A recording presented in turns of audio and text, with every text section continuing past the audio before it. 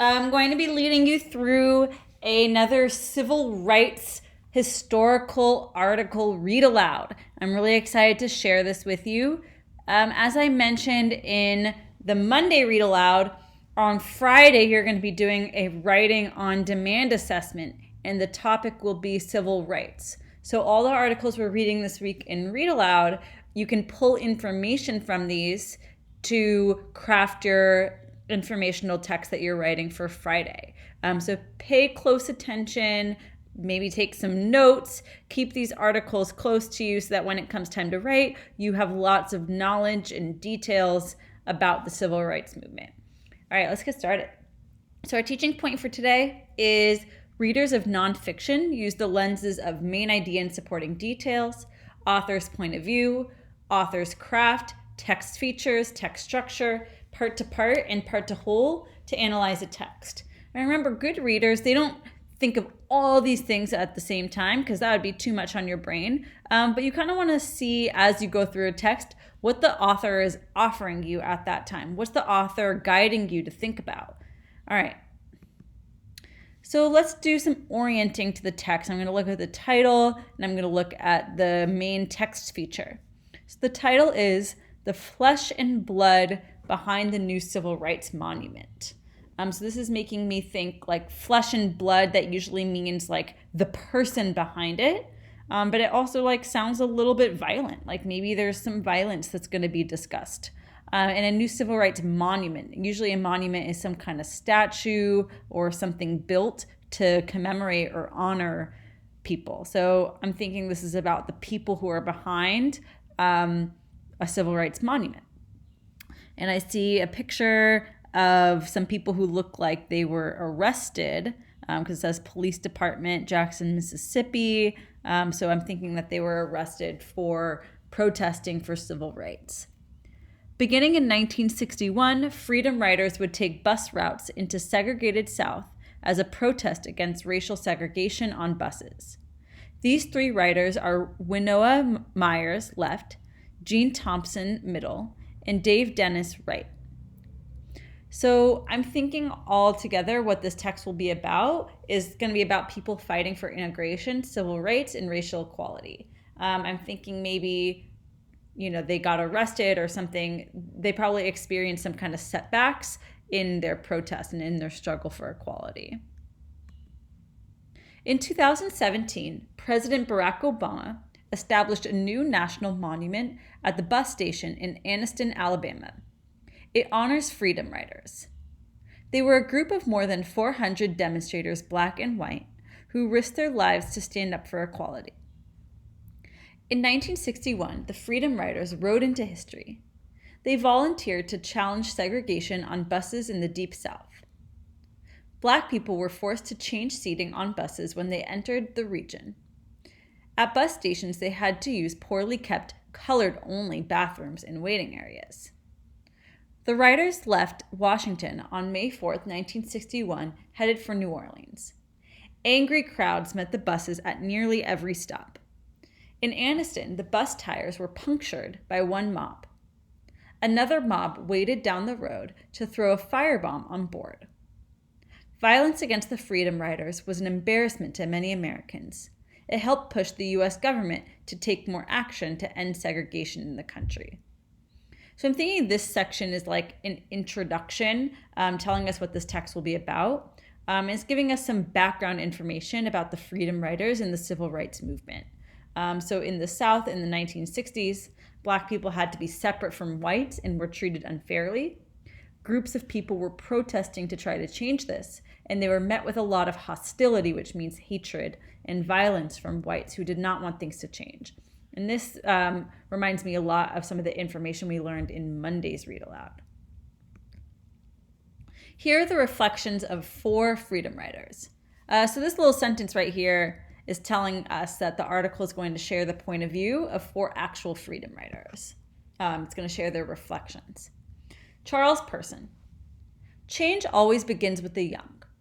As you get older, you can rationalize things and can kind of live with them, Charles Person said. But as a child or young person, you don't have that rationalization, and you just want to see things change.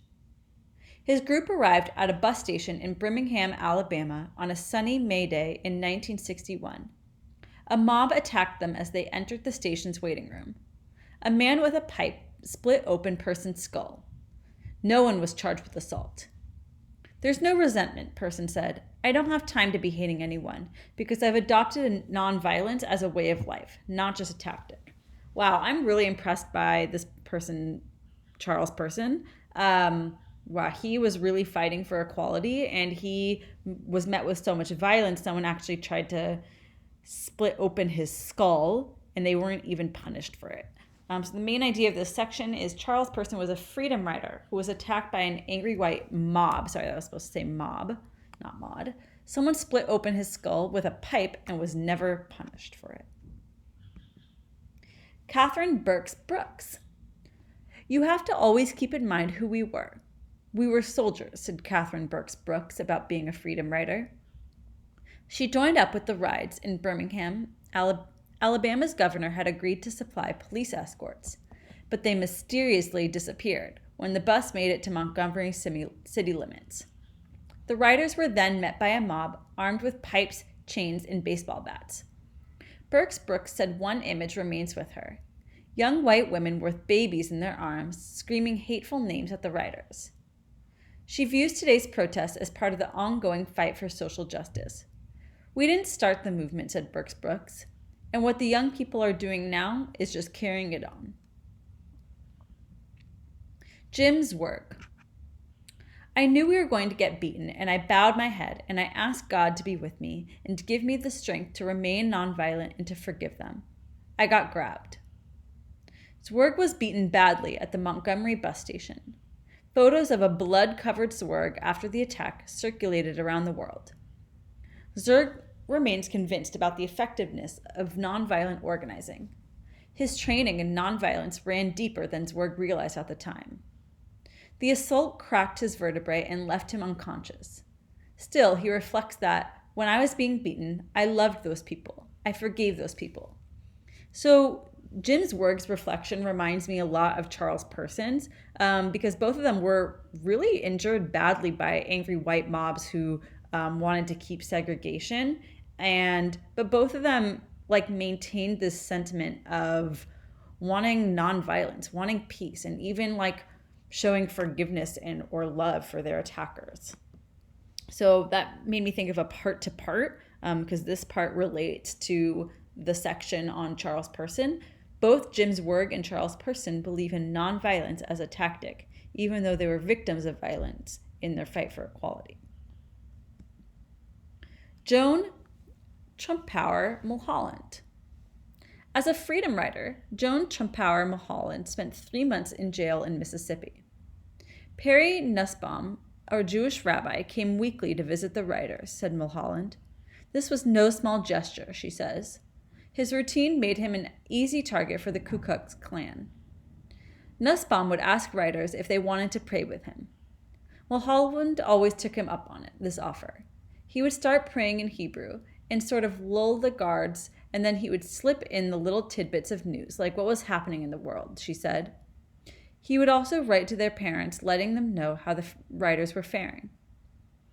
She also recalls a network of churchwomen. They secretly helped the imprisoned riders buy shower shoes, toiletries, and other needs. Wow, these people are like heroes. They're coming in to the prisons and helping the freedom riders who had been locked up. Mulholland hopes the new monument will remind Americans that they have the power to create change.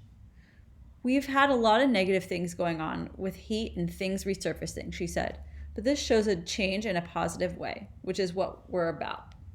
So this is another part-to-part moment for me, because this section about Mulholland reflecting on the monument relates to the introduction where they're talking about the monument and how Barack Obama was establishing this monument to honor the freedom riders. So it's explaining the importance of the monument Barack Obama established in honor of the freedom riders.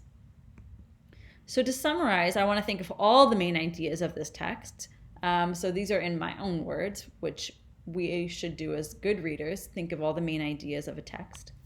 In the 1960s, the United States South, African Americans had to have separate bathrooms, water fountains in schools, and had to sit in the back of buses. They were treated unfairly. The Freedom Riders were a group of people who were protesting for racial equality and to end segregation. Many Freedom Riders were victims of violent attacks by angry mobs of white people who wanted to keep segregation. Even though they had been attacked, many Freedom Riders continued to believe in nonviolence and peace. Barack Obama had a monument built to honor the Freedom Riders. So for your independent work today, there is a quiz in a Google form that's just multiple choice checking for your understanding of this text. So go to your assignment in Google Classroom, for detailed instructions. Thank you so much for joining me on this Wednesday. I hope you all have a great day. Happy Wednesday.